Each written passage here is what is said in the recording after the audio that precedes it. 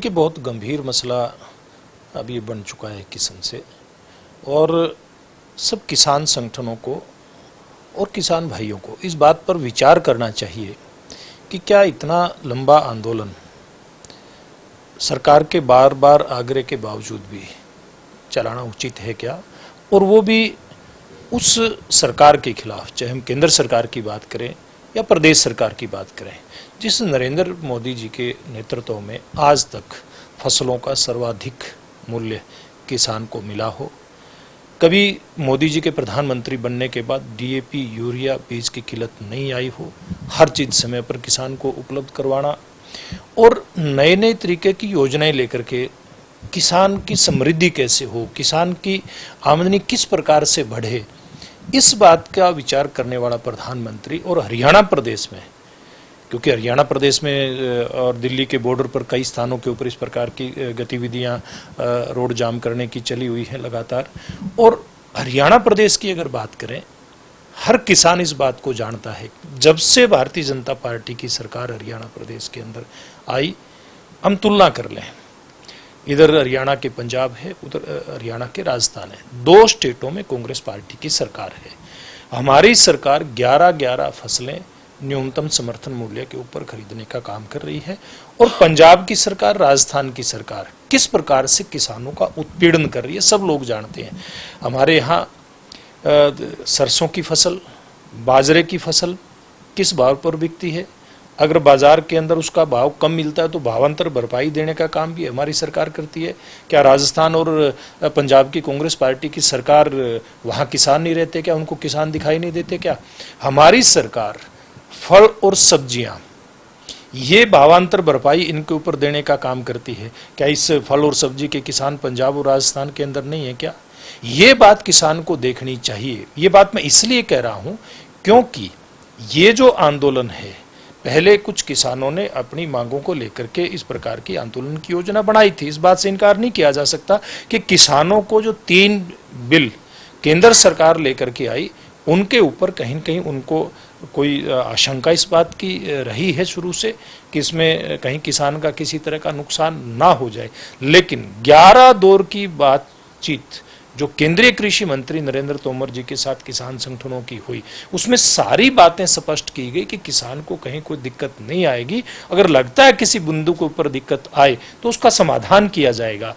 इतनी लंबी बातचीत के बावजूद भी इसका समाधान नहीं होना, ये स्पष्ट करता है कि इसके पीछे राजनीतिक ताकतें बड़ी ताकत के साथ खड़ी हैं। और ये कैप्टन अमरिंदर सिंह के बयान के बाद, और उससे पहले आप देखेंगे कांग्रेस पार्टी के प्रदेश के अध्यक्ष पंजाब के नवजोत सिंह सिद्धू की जिस दिन ताजपोशी थी, उस समय सुनील सिंह, उससे पहले सुनील जाखड़ पंजाब कांग्रेस के अध्यक्ष थे, उन्होंने मंच से कहा था कि इस आंदोलन को तो हरियाणा और दिल्ली की तरफ मोड़ने का काम बहुत चतुराई के साथ कैप्टन अमरिंदर सिंह ने किया है।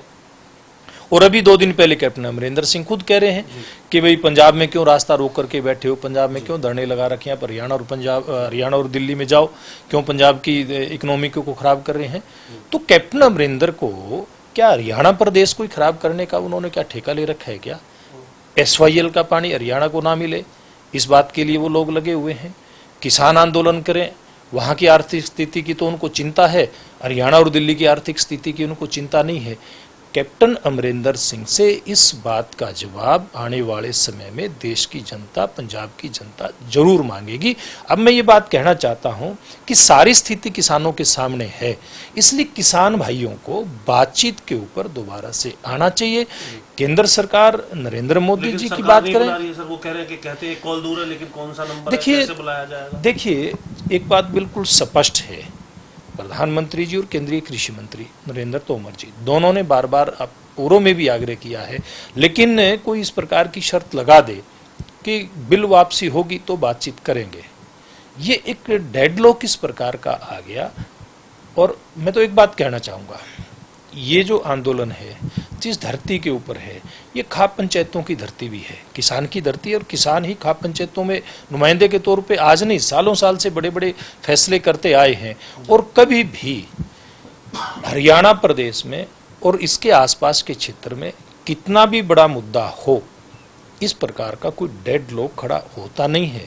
इसका मतलब क्या है, इसका मतलब क्या है कि कुछ ताकतें ऐसी है जिनको समझना पड़ेगा।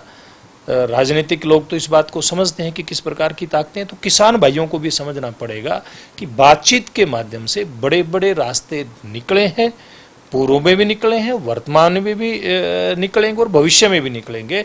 और जहां तक रास्तों की बात है, देखिए ये बात कैप्टन अमरिंदर सिंह स्वीकार करते हैं कि पंजाब का भारी नुकसान वहां इस आंदोलन के कारण से हो रहा है।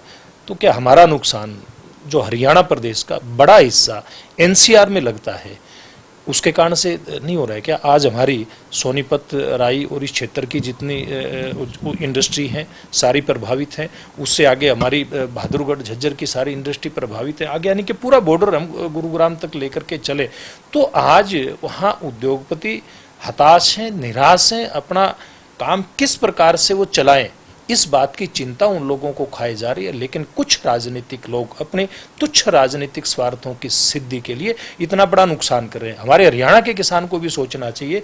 हमारे सरकार आने के बाद हमने हजारों करोड़ रुपए किसान की फसल बर्बाद हुई तो उसको मुआवजे के रूप में दिया है। अगर हरियाणा प्रदेश की आर्थिक स्थिति खराब हो जाएगी तो किस प्रकार से हम किसान को, मैं वही कहता हूं, अगर इस प्रकार से हमारी आर्थिक स्थिति खराब हो जाएगी तो किस प्रकार से हम किसान की मदद करेंगे? किस प्रकार से अगर हमारे पास यानी कि हरियाणा सरकार के पास खजाना खाली हो जाएगा तो भावांतर भरपाई योजना के तहत हम किसान की मदद कर रहे हैं, हम उसका बाजरा खरीद रहे हैं, हम उसकी सरसों खरीद रहे हैं, उसकी अन्य फसलें एमएसपी के ऊपर खरीदने का काम कर रहे हैं।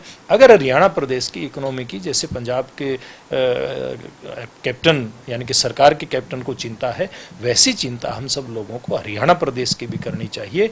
और रास्ते किस प्रकार से खुलें, आंदोलन किस प्रकार से समाप्त हो, सबने मिलकर के इस बात का प्रयास करना चाहिए।